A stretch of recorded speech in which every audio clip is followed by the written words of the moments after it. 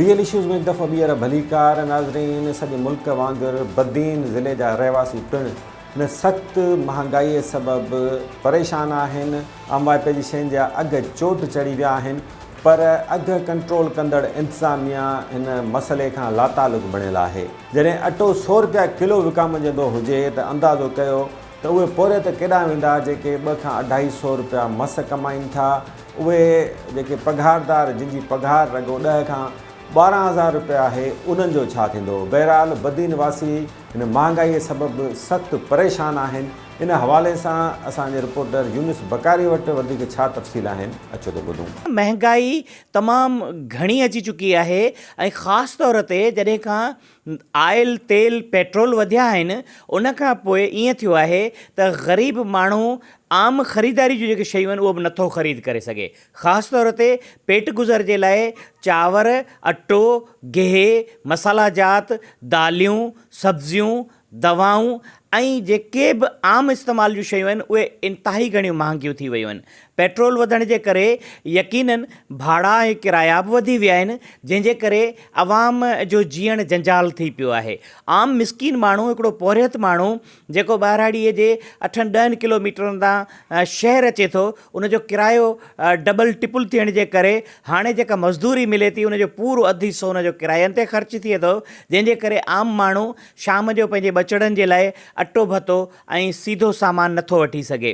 तव्हां मुख़्तलिफ़ शहरनि में ॾिसंदो त एहतजाज थी रहिया आहिनि ऐं बदीन ज़िले जे मुख़्तलिफ़ शहरनि बदीन, तलार, टंडोबागो, मातली ऐं ॿियनि नंढनि वॾनि शहरनि में महांगाईअ जे ख़िलाफ़ु भरपूर एहतजाज थी रहिया आहिनि। माण्हू मोटरसाइकिलूं ऐं चिंची रिक्शनि खे बाहियूं ॾियण लाइ तयारु आहिनि, जंहिंजे करे अवाम जेका आहे उहा हाणे पेट्रोल वधण जे करे, छो त रोज़ बरोज़ क़ीमतूं वधनि थियूं, जंहिंजे करे जेके आम सब्जियूं आहिनि जीअं मेहा आहिनि, आलू आहिनि, बसर आहे, सावा मिर्च आहिनि, इहे जेके आम इस्तेमाल जूं शयूं आहिनि जेका हर माण्हू जी मजबूरी आहे, ग़रीब माण्हू जी मजबूरी आहे, उहे बि हाणे जेको आहे इंतिहाई घणियूं महांगियूं थी वियूं आहिनि। ऐं सब्जियुनि जे महांगियुनि थियण जी रुगो ॻाल्हि कोन्हे, पर जेके रेज़की आइटम आहिनि, अटो आहे 100 रुपया किलो हले पियो, 4,000 रुपया मण।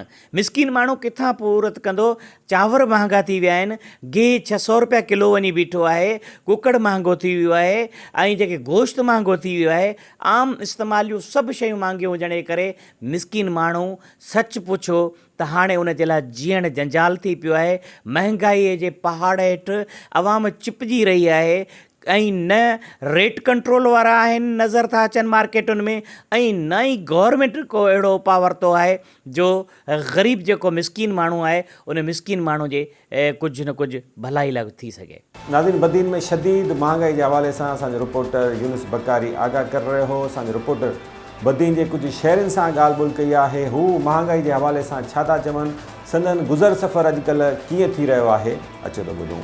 हारी मज़दूर सॼो ॾींहुं कमाए थो, उनखे 500 रुपया मिलनि था। 500 रुपया हू जेको उनखे गेह जो किलो बि पूरो कोन थो मिले, बक़ाया सामान किथां आणे? ऐं उन सामान जे न मिलण जे करे हुन जा ॿार जेके 4-5 औलाद जेके नंढड़ा कलड़ा हूंदा आहिनि, उन्हनि खे मानी न मिलंदी आहे, पोइ सॼी राति उहे रड़ियूं कंदा आहिनि। हाणे 200-250 रुपयनि मां छा वीचारे घर जो गुज़र सफ़र करे। आऊं जेको सो इहो ऐं गवर्नमेंट खां ऐं परज़ोर अपील थो करियां त महिरबानी करे ऐं हिन महांगाई खे ऐं महांगाई ते कंट्रोल कयो वञे, जीअं त ग़रीब तबिको जेको पंहिंजो सुख जो साह खणी सघे। ऐं जेकॾहिं न त इहो ख़ुदिकशियूं थींदियूं रहंदियूं ऐं पोइ रोज़ पिया जेको सो हिते ऐं ईअं सम्झ त लाचार पिया निकिरनि। महांगाई त एतिरी आहे जो 300 रुपये खां 400 रुपया हिकिड़ो मज़दूर जेको मज़दूरी कमाए थो, उनजो घर जो ख़र्चो तव्हां 600 रुपया आयल जो किलो आहे, उहो आयल वठे, गेह वठे या ॿारनि खे स्कूल मोकिले। हीअ तव्हां असांखे रोअण थो अचे, असांजा ॿार तइलीम खां बग़ैर वेही रहिया आहिनि घर। असां कीअं तइलीम ते ॿारनि खे मोकिलियूं जेको ॿार तइलीम लाइ वञनि ऐं असां वटि पैसो ई न आहे। नाज़रीन, बदीन वासी सॼे मुल्क जे रहवासियुनि वांगुरु सख़्तु परेशान आहिनि। आम वाइपे जूं शयूं तमामु घणियूं महांगियूं थी वियूं आहिनि, जंहिं करे संदन गुज़र सफ़र सख़्तु मुतासिर थी रहियो आहे। पर हिन महांगाई खे कंट्रोल करण में इंतिज़ामिया को बि तहरुक वठण लाइ तयारु नज़र नथी अचे। बहरहाल हाणे हलंदासीं कंदकोट, जिते सॼे ज़िले अंदरि मिलावटी माफ़िया सरगर्म थी वई आहे।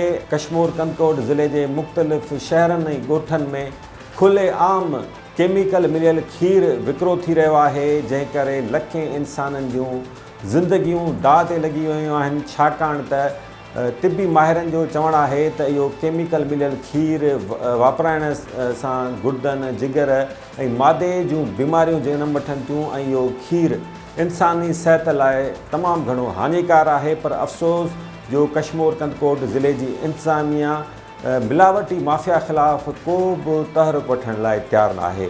इन हवाले सां असांजे कंदकोट कश्मीर ज़िले जे रिपोर्टर पीर बख्श मंगवार वटि कहिड़ा तफ़सील आहिनि, अचो त ॿुधूं। जी इरफान साहब, ज़िले कश्मीर कंदकोट में खीर जे मिलावट जो कारोबार आहे उहो केतिरे वक़्त खां हली रहियो आहे। ज़िले कश्मीर कंदकोट जे मुख़्तलिफ़ शहरनि में कश्मीर, तंगवानी, बख्शापुर, बडाणी, कंदकोट, बख्शापुर, बडाणी ऐं तंगवानी समेत मुख़्तलिफ़ जेके एरिया आहिनि, मुख़्तलिफ़ जेके इलाइक़ा आहिनि, उन्हनि में मिलावट वारी खीर जेको केमिकल वारो खीर आहे उनजो जेको कारोबार आहे उहो अरूज ते आहे। कुझु वक़्तु अॻु में आवाम पारां शिकायतूं कयूं आहिनि। ज़िले इंतिज़ामिया पारां इलाही माण्हुनि खे जेको आहे पकिड़े करे उन्हनि जे मथां केस दाख़िल करे छॾिया आहिनि। उन खां पोइ वरी जेको आहे उहे चुपचाप थी विया आहिनि ऐं हिन वक़्तु जेको आहे इहो मिलावट वारे खीर जो जेको वापारु आहे उहो अरूज ते हले थो।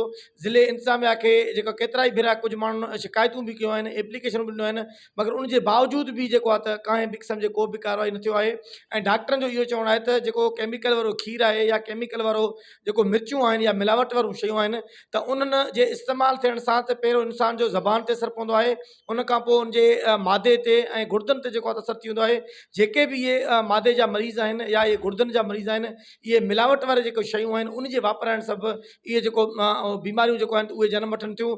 ऐं ज़िले कश्मीर कंदकोट में मिलावट जो जेकॾहिं कारोबार जो ॻाल्हि कजे त उनमें मिर्च हुजे या जेके बि आम आप जूं शयूं आहिनि या चांहि जी पती हुजे या खीर हुजे, सभिनी शयुनि में मिलावट वारो जेको सिलसिलो हले थो।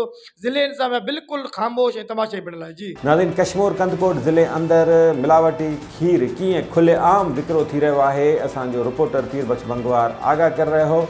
असांजे रिपोर्टर इन हवाले सां कुझु शहरनि सां ॻाल्हि ॿोल कई आहे, हू छा था चवनि, अचो त ॿुधूं। जी असल में अगरि ॾिठो वञे न पूरे कश्मीर में असांजे शहर में केमिकल खीर जो जेको आज़ार आहे मां सम्झा थो वधी वियो आहे। तव्हां ॾिसो हर महले में इहे केमिकल खीर जा शॉप खुली विया आहिनि। उन सां गॾोगॾु त महलनि में हलिया वञो होटलनि ते कुल्फ़ी शॉप्स, उन सां गॾोगॾु मां सम्झा थो त हीअ असल में माण्हुनि जे लाइ ईअं सम्झो त हिकु बीमारी जा अॾा खोलिया विया आहिनि। हर माण्हू खे था ॾिसो कोई मैदे जे मर्ज़ में मुब्तला आहे, कोई जिगर जे मर्ज़ में मुब्तला आहे। इन जो कारण सिर्फ़ु ऐं सिर्फ़ु मां सम्झा थो जेको आहे केमिकल वारो खीर आहे। असां DC कश्मीर खां गुज़ारिश कयूं था पिया त इन्हनि जे ख़िलाफ़ु कार्रवाई कई वञे ऐं ॿिए सूरत में न जेको आहे असां बिल्कुलु मजबूर थी करे एहतिजाज जो जेको दाइरो हूंदो उनखे वधाईंदासीं। कश्मीर शहर जे मुख़्तलिफ़ महलनि में केमिकल जो खीर, केमिकल जो कुल्फ़ी ऐं चांहि आम तरह इस्तेमालु कयो वञे थो। आम माण्हुनि जी ज़िंदगीअ लाइ हानिकार आहे। केमिकल खीर इस्तेमालु करण सां गुर्दा, जिगर, मादे लाइ हानिकार आहे। DC कश्मीर ऐं फूड अथॉरिटी खां मुतालबो कयूं था त उन्हनि ख़िलाफ़ु कार्रवाई कई वञे, इंसानी ज़िंदगी बचाई वञे। हर होटल ते हर दुकान ते केमिकल और खीर मौजूदु आहे। को बि उन्हनि खां पुछा करण कोन्हे, न DC आहे, न SDM आहे, न मुख्तियार कार आहे। इहो रुगो केमिकल खीर चांहि विकिणनि था। शहर में ॾिसो हर होटल ते केमिकल वारो खीर चांहि मिले थो। इहा ज़िंदगी लाइ नुक़सानकार साबित आहे, जेके मुख़्तलिफ़ बीमारियूं उनमें थी सघनि था।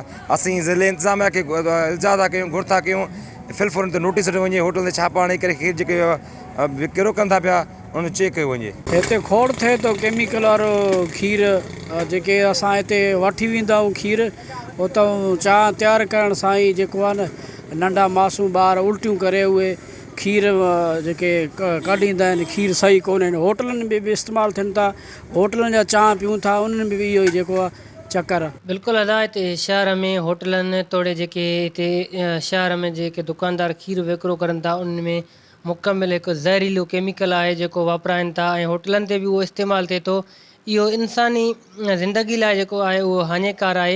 ऐं अहिड़ियूं शिकायतूं जेके आहिनि शहरनि पारां जेको आहे डिप्टी कमिश्नर मुनवर अली मिठियाणी खे कई भेरा कयूं आहिनि, पर डिप्टी कमिश्नर मुनवर अली मिठियाणी कख भञी बीणो न आहे कयो।